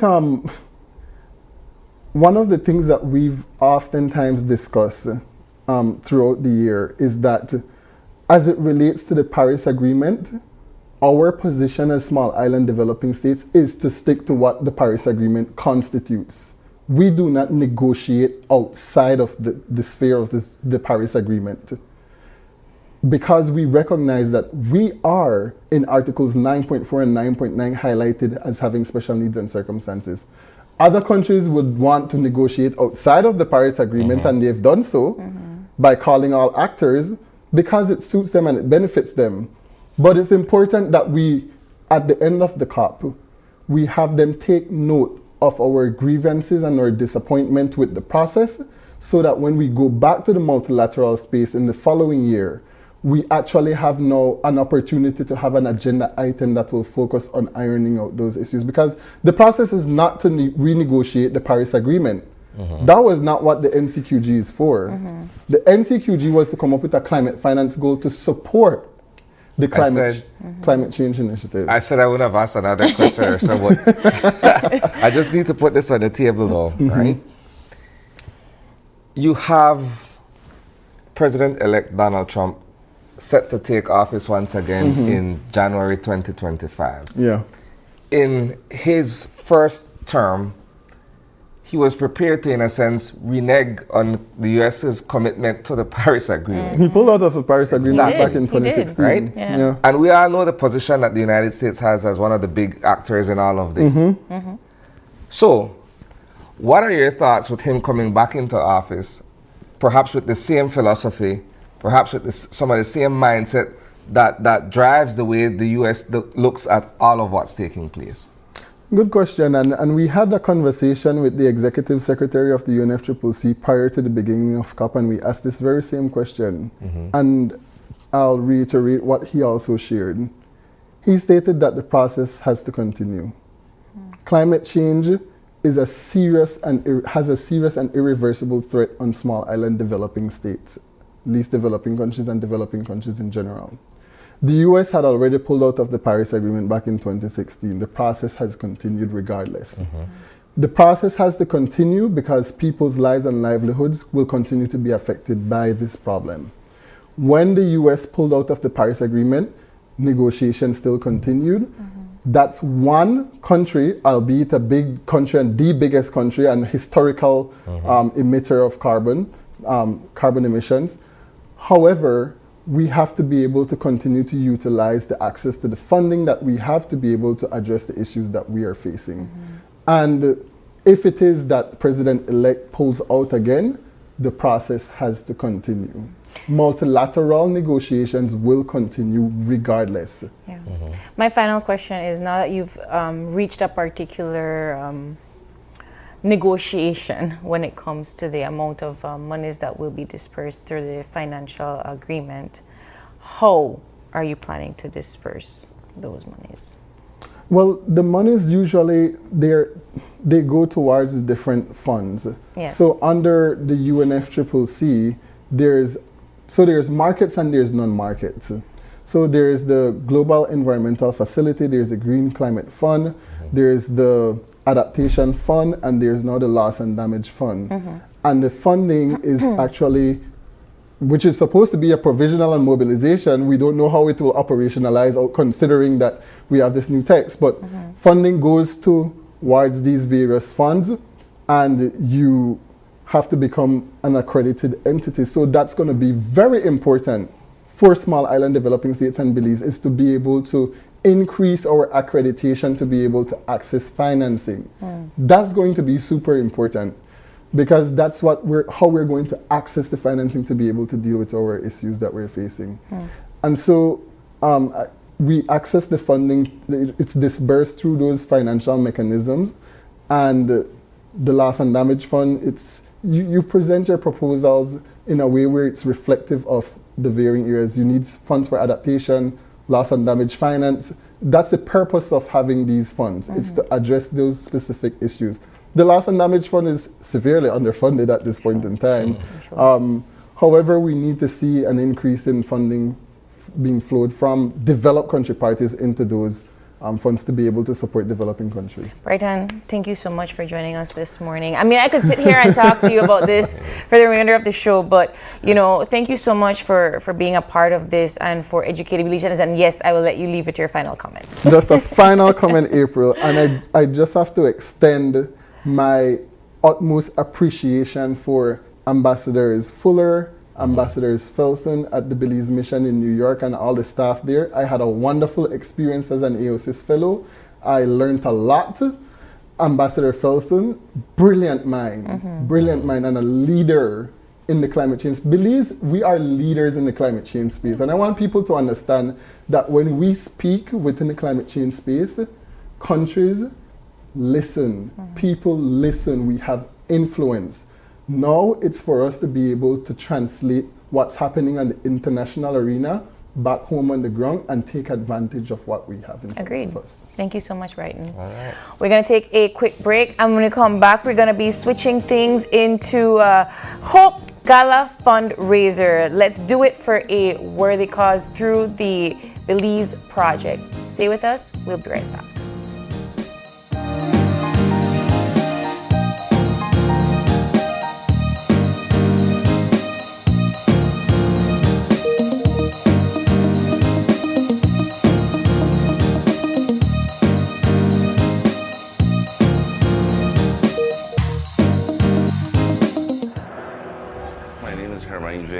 El Patio Grill has been using Belize Bank for over 25 years. We only use Belize Bank at our restaurant. That's why we were able to win this trip to Europe. I had never been to Europe. We found out it was Madrid and we were excited and we went to this football match. The teams reached before the game and everybody was just outside, you know. You can't explain it. The noise just roared like 3 blocks down the street, but when you got in there and you saw 70,000 people in there, that was amazing. I couldn't believe it was happening. I had to pinch myself to make sure it was real, you know, because it's a one-in-a-lifetime experience, I'd say. My lucky plus one was my son. He's 18 years old, so he was really excited and he enjoyed it as well. He said this is his best trip ever, so it's a priceless experience that we got. Belize Bank has always been there for me. Whatever transactions or whatever I need to do, they're always there for me. I would recommend everybody to use Belize Bank. It's the oldest bank in our country and they continue to do their best.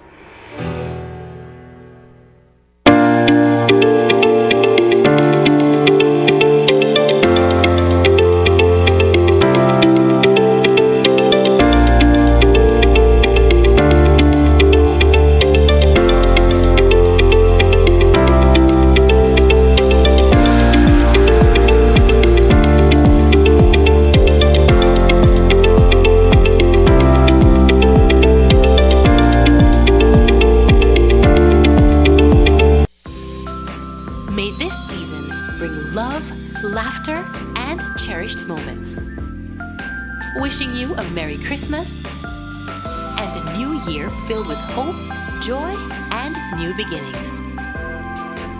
Season's greetings from the management and staff of Atlantic Insurance. Let's take a journey through the core functions of the Social Security Board. It all starts with registering as an insured person, employer, or self-employed individual. Sign up for a portal account to manage your Social Security information online. Just provide accurate information and click Create. This will give you access to a range of services and benefits. Next, your contribution, along with investments and other income, are collected and distributed into 3 funds. This ensures that the SSB fund is securely utilized to support various benefit programs.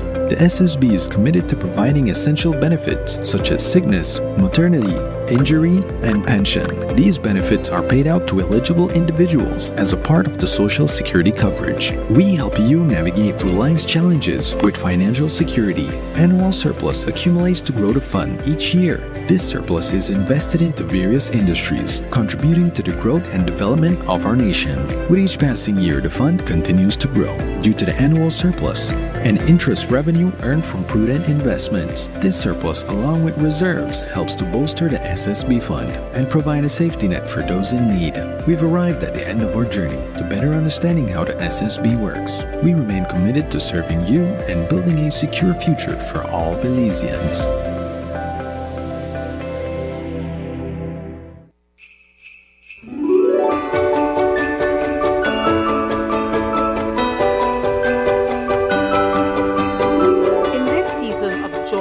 Celebration and spreading love, let us make sure that we keep the spirit alive by making responsible choices.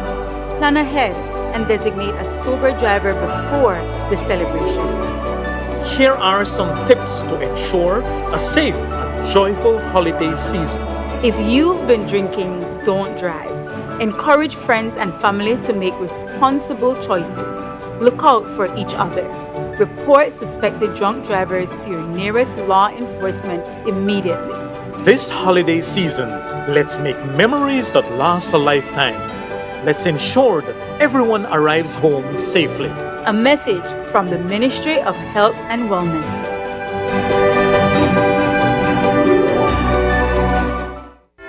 Coming up, it's the season for love, as this movement makes a difference for yet another year.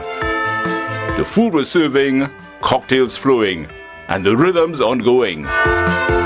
Welcome everyone to a truly joyous edition of Caribbean Passport. It's all next on this station. 2024, a year of triumphs, challenges, and unforgettable moments. Join us as we take you on a journey through the stories that shaped Belize. From challenges and tragedy to heartwarming human stories, this year had it all. Don't miss our special end-of-year review, where we bring you the best of 2024. Relive the moments that made us cheer, the stories that changed our lives, and the acts of kindness that restored our faith in humanity. Join us for an unforgettable evening as we celebrate the highs, reflect on the lows, and look forward to a brighter future. Tune in to News 5 for our 2024 year in review. See you on New Year's Eve.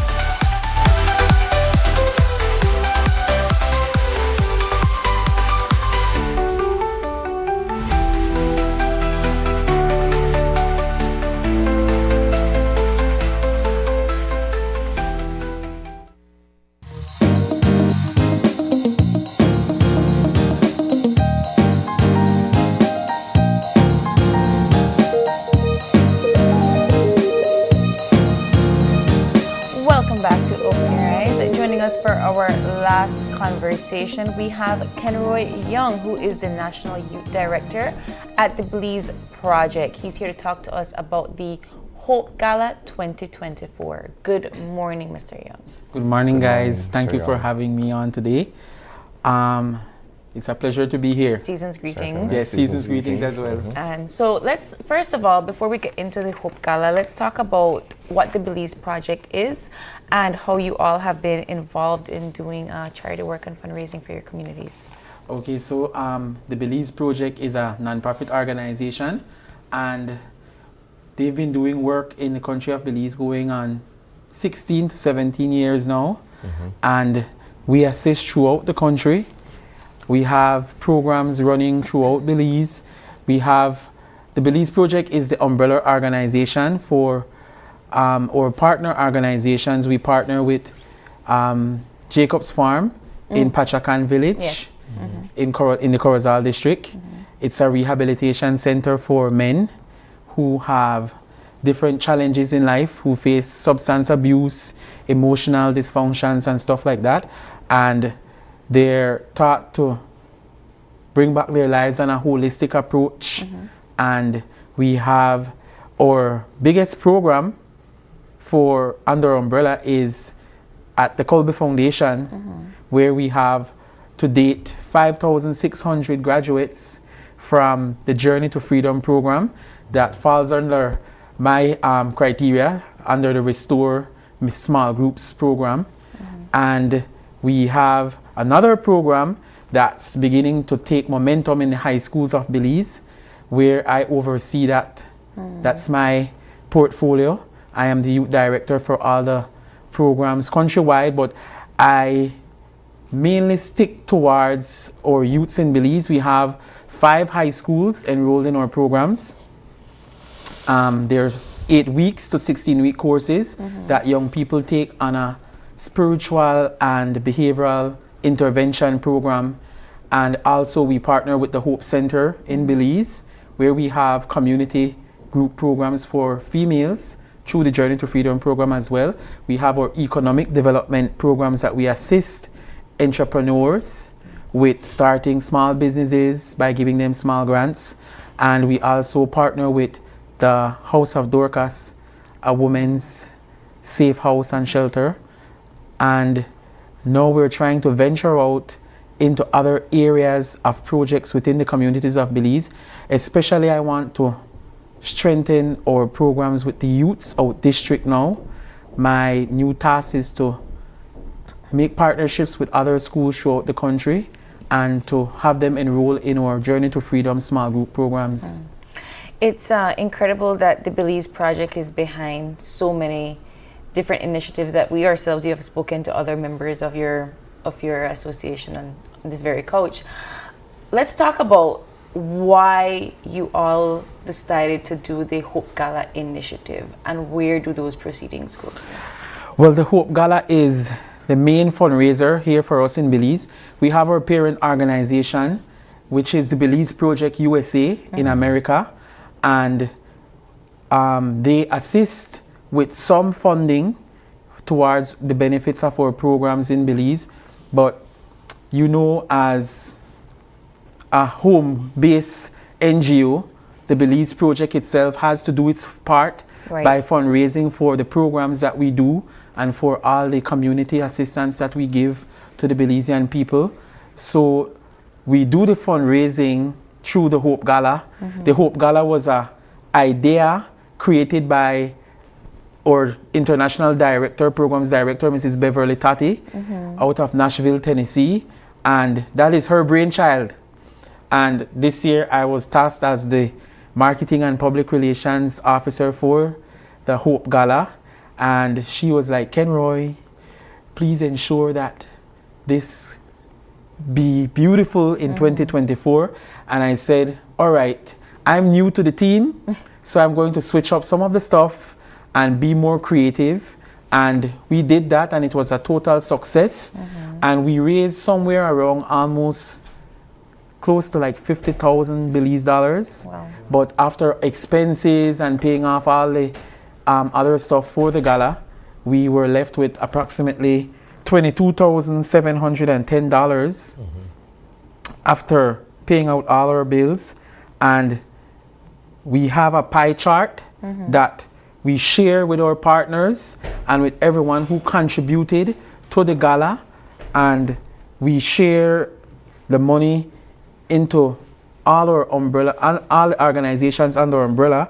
We have the Belize Project, well, the administrative work that we do. 19% of the proceeds. Just continue. Yes, sir. 19% of the proceeds go towards? 19% of the proceeds go towards the Belize Project administration, keeping the program running, paying staff and stuff like that. And we give 2% towards special projects of mercy. Okay. We have people that have needs, and we see those needs, and we try to reach out to them. My question, this is all faith-based, right? Yes, all faith-based. Yes, sir. Talk to us a bit about that. The faith base comes from the Journey to Freedom program, where Mr. Scott Reel, the author of the Journey to Freedom series books, we have curriculums that were made for different small group programs for males, for females, and for our youths. And through those programs, we spread seeds of hope and healing by restoring back a semblance of wholeness and love towards others, to have them grow and develop and know that they are not alone in whatever they are facing. It's a universal thing that we all share. Problems, challenges, we go through them in life, and sometimes we become demoralized or depressed or dehumanized by our situations that we're facing. And the journey to freedom restores back that hope and healing and happiness into people's lives. So a lot of your sponsors or persons that give to this organization are persons that perhaps attend the churches and so forth in the United States? Yes, they are Christians, and we do have, most of them are Christians, I would say, and I can't say who are not Christians on the other side, but I believe the love of God and the Spirit of Christ gives, you give by love. I would not wake up today and I'd say, oh, I'll write a check for $5,000 to the Belize project and I don't have love in my heart. It's because of love. And we would like to say a big thank you to all our sponsors. We had our international chair lady for Restore Ministries USA. She came here, Mrs. Jenny Barnes. She was in Belize for the Hope Gala, lending her support. And we'd like to say thank you to Grace to Hope, who was our only gold sponsor from the USA. That's another nonprofit organization. And we'd like to say thank you to all our Belizean sponsors. All those Belizean businesses and all the Belizean individuals who gave collectively to raise the funds that we have today to do the work that we plan to do in 2025. Because exciting things in 2025. I've been shaking up the organization a bit because I'm new this year. We need disruptors like you, right? Yes. So, and my team and our dedicated chairlady, Mrs. Ruth Williams, who couldn't be here today, they are very impressed by the work that we've done this year and what we've accomplished. And I want to thank my team as well, the Hope Gala team. They've done tremendous work. Everyone played their part, and it was a night of success. You know, the night of the gala was when Tropical Storm Nadine made landfall on Belize on October the 19th, and I was like, I was having hysteria in the ballroom while they were decorating, and I'm like, I told my director, are you sure we can go through with this thing? I was on the phone with the chief meteorologist so many times, I think he nearly blocked me because I kept calling him to check. And my boss, she was of Kenro, you have to have faith. Have faith that everything will work out and we will roll the ball and we will continue with the night. And I was impressed, and when I came into the room, I said, well, God, you are good. We had over 200 and odd attendees at the gala. Even with the rain and the flooding in the city, people came out and we had a beautiful night. We had wonderful entertainment by Mr. Brad Patico. He did his ensemble, and we had live testimonies from people who were impacted by the Belize project and the programs that they enrolled into. And I was one of the people who gave a testimony, and it was my first time giving a testimony at the gala, but I was more impressed by hearing the testimonies of our youths.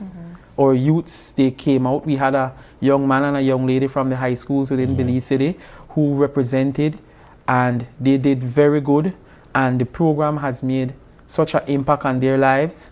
And especially with the young man that we invited, he had a little problems when starting high school, little challenges and difficulties, and today he's a peer helper at his high school, and he's doing great with his grades.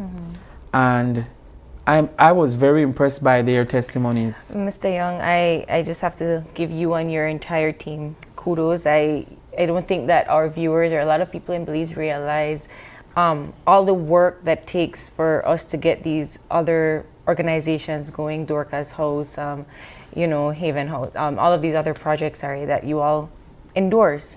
So you said that projects are coming in 2025. We can expect more from you all. Yes. Something like this Hope Gala to come in 2025. Yes. How can persons that are viewing right now get in contact and be a part of the Belize project? Well, we have our chair lady, Mrs. Ruth Williams.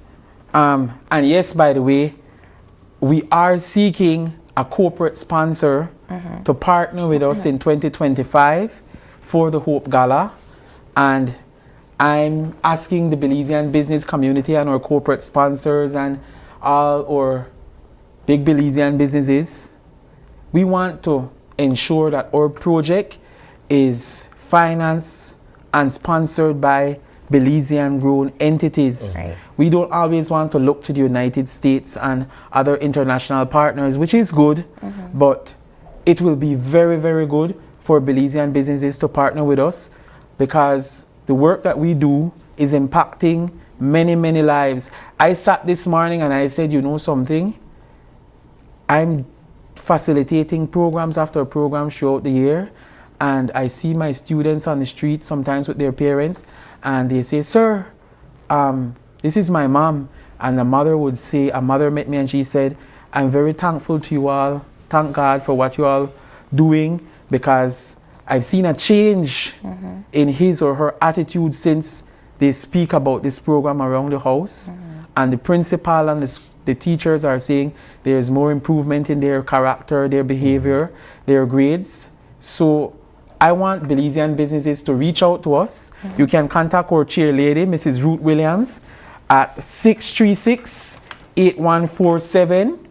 And you can chip in, contribute throughout the year. We have pledge cards that were given out at the night of the gala. We still have pledges coming in from different persons and organizations in Belize and outside.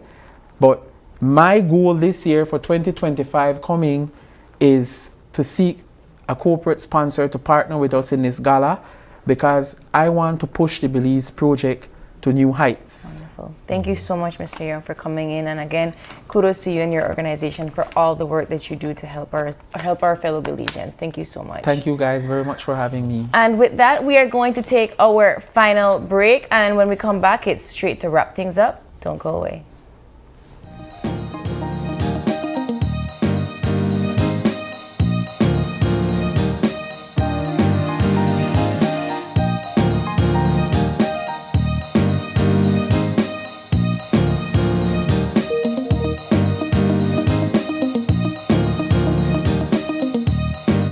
And I'm a teacher, and I bank with Belize Bank Independence Branch.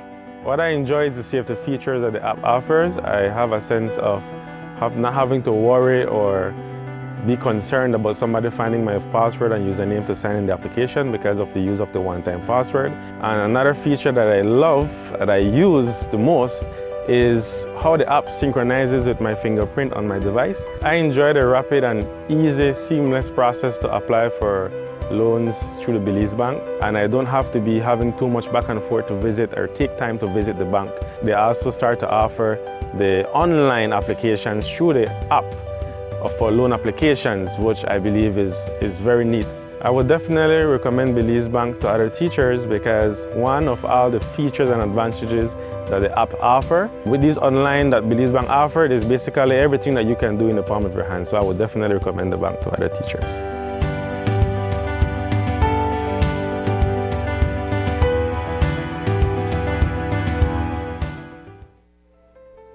"2024, a year of triumphs, challenges, and unforgettable moments. Join us as we take you on a journey through the stories that shaped Belize. From challenges and tragedy to heartwarming human stories, this year had it all.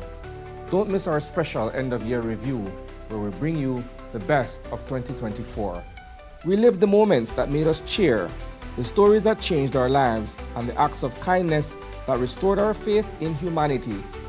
Join us for an unforgettable evening as we celebrate the highs, reflect on the lows, and look forward to a brighter future.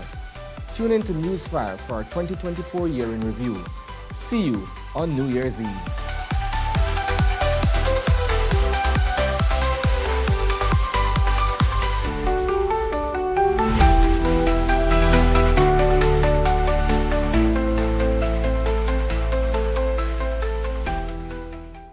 Driving around, particularly during this holiday season, can be quite an experience. Families are out shopping and the streets are buzzing with excitement. It reminds me that this season is all about connections, and it starts with how we treat each other, even on the road.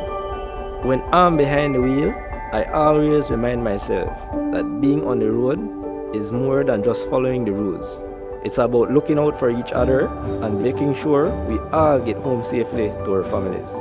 This season, let's continue to be alert and be kind on the road.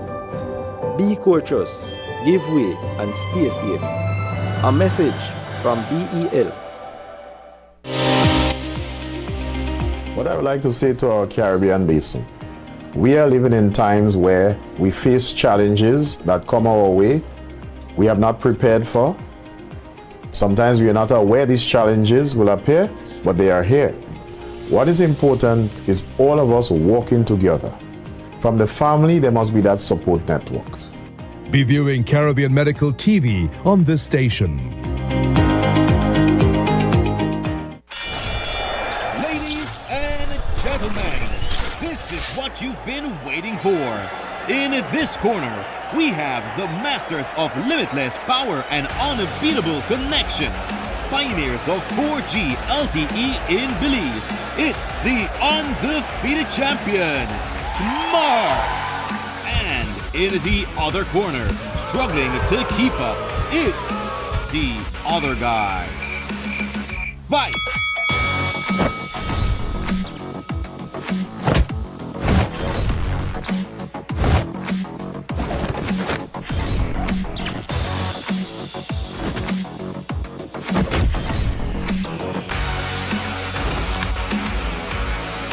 Tired of getting blow after blow from a plan with the other guys?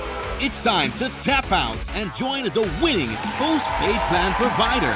Smart's postpaid plans are a total knockout to the competition, and they have once again powered up their postpaid plans. Sign up for one of Smart's boosted postpaid power plans today and experience the victory of superior service. Smart, bringing people together.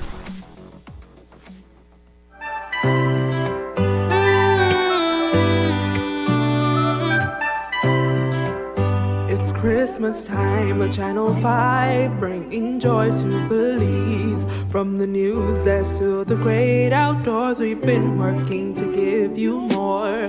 From morning shows to breaking news, serving the truth is what we choose. Oh, Channel 5, I'm on your side. Through every storm, we're your guide. With laugh, debates, and moments true, we share Belizean life with you. So raise your voices, Christmas cheer. We've got big plans for the coming year. Together we thrive, here's to Channel 5. Let's keep the magic of hope alive. We've got goals that shine so bright, like a Christmas star on a silent night. More content, stories, and tech upgrades. Oh, Channel 5, we're here to stay.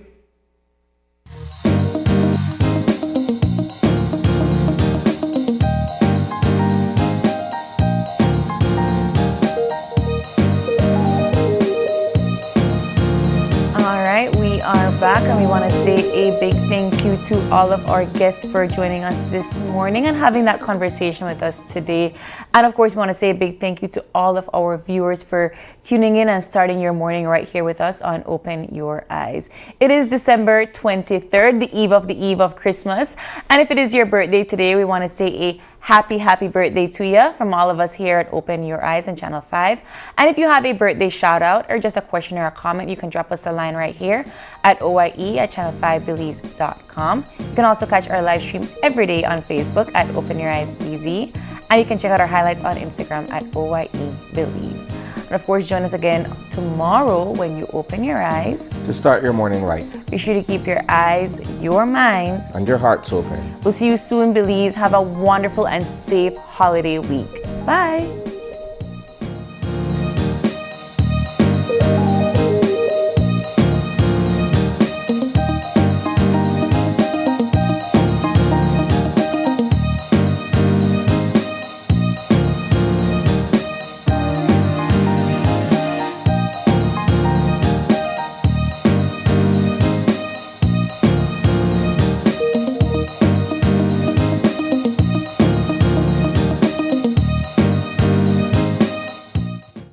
Open Your Eyes was brought to you by the Belize Bank, our country, your bank, and SMART, bringing people together.